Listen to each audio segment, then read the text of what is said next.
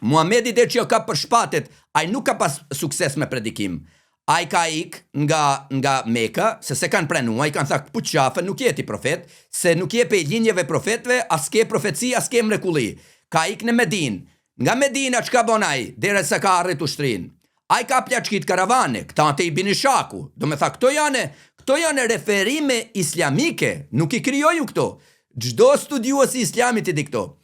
Për sa vjet, kur kanë ardhur Mekasit, populli ti, që meno, mu më thone, nojherna, islamistat thone ti e tralltar, unë thom tralltar, pa i vetë Muhamedi ka tralltua popullin e vetë, fisin e vetë kuresht, kur ata kanë ardhur me karavane, ky ka sulmua, ju ka marr, i ka plaçkit. Si po gjen këto përfundime?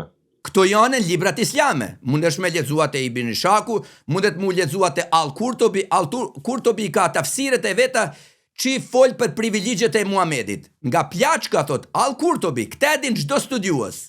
Nga plaçka që merrshin, thot Muhamedit i përkit të 20% e plaçkes.